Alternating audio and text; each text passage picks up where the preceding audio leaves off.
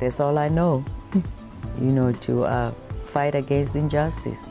When I first came here, I didn't know anybody, for one, especially in Dayton. And so when I met American friends, in fact, it was in a rally against a shell, and I was right in there, because whenever you say something about Africa, I don't care which part of Africa, I'm right in there, because I'm a Pan-Africanist. I believe in the unification of the whole continent of Africa. So that's how I met American Friends Service Committee. Once I met them, nobody asked me, who are you, what organization do you belong to, anything of the sort. When they heard my story about Apartheid South Africa, they were right there with me and have been with me ever since. I was born in Cape Town, and from the age of 16, I had to carry a passbook, which was very restrictive. It forced you to live in a certain area, stay in a certain area, work in a certain area, walk in a certain area. And if you were found somewhere else, even going to a funeral of a relative, the police could stop you, and if it showed that you were supposed to be in another location, you were in trouble. In South Africa, those days, you didn't really have a chance to be a child. If you're an African, you didn't. And so from a very, very young age, I found myself in the movement for justice in South Africa. I remember when I was in elementary school, in the early 50s, I was born in 44. In the early 50s, we had to protest against Bantu education, which was an inferior education for Africans only. Everybody else, education was better. Everybody else had books. Everybody else, school was free. But for us, Africans, and we were the lowest paid in terms of wages, for us, we had to pay for everything. And so it made it almost impossible to go to school. And so in addition to that, to add salt into our wounds, they added this inferior education, which was really designed to make Africans better servants. So as little as I was, we were protesting, and I clearly remember, helicopters, flying on top of us, and imagine what that does to a little kid. But I've been in the movement ever since. American Friends has always been in the forefront of things. People don't necessarily think that way. For instance, we used to have what was called the Africa Peace Tour. Those days, the person who was in charge of that tour was Jerry Hammond. He worked at the Philadelphia office. And he would take Africans from different parts of Africa, and we would go to the south one year, to the east one year, to the west, different parts of the country.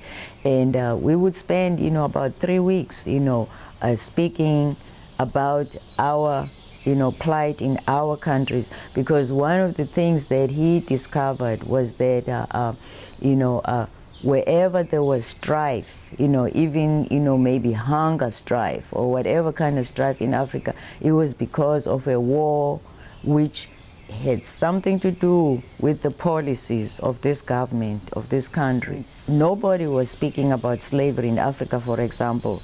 No one was speaking about slavery in the Sudan. No one was speaking about slavery in Mauritania, except AFSC. People didn't want to hear it those days. They didn't believe it.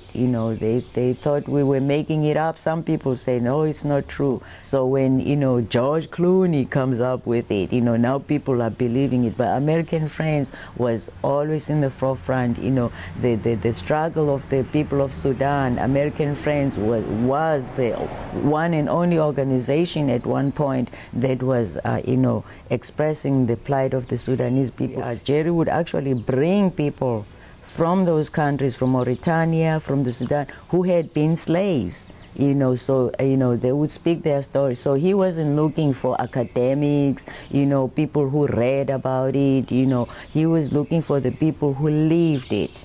And that's another thing I've always liked about American Friends. You know, it's not academic, you know, it's about the plight of the people. It's very grassroots, and that's what I like. You know, we have had a really an exodus of African immigrants coming into Dayton. Now, immigrants, I've been coming to Dayton for many, many moons. You know, I came to Dayton in '75. I was the only one. In those days, nobody, again, American Friends, nobody really said much about African immigrants at all. American Friends has really stressed that, you know, there are African immigrants, you know, who have been forced to come out of their countries. They didn't come just for fun, you know, or on a holiday, you know, or just to come to school. You know, they've been forced to come here and they need help. What American Friends is doing is not just helping them, you know, to depend on help, you know, which is what some agencies are doing, and then they dump them. You know, American Friends is making sure that the immigrants who come here from Africa specifically at this point, that they are able to learn how to help themselves, you know, so that they can sustain themselves, so they can take care of their families. American Friends strengthens them, pulls out their talents, you know, shows them that you can do this, you can, because a lot of the immigrants we have now come straight from refugee camps, you know, and they've been, like the ones from Burundi, for example, generations of them have been in refugee camps. And so, you know, when you're in a refugee camp, there's no school, there's nothing really, you know, you're just there, you know, with your hand out. But the programs that American Friends have instituted is to really make sure that they stand on their 2 feet. American Friends was very instrumental in helping the South Sudanese people, for example, you know, to go out and register to vote for South Sudan. Immigrants now know, you know, even when they get here, they immediately know, you know, there's a place called American Friends, and it is, the office is in a good location, and a lot of them live around that area. They can walk to the office. I have no choice. My great-grandmother would get me. She's been gone, but her spirit would get me. She always told us, you have to leave this world better than you found it. That's what I'm trying to do.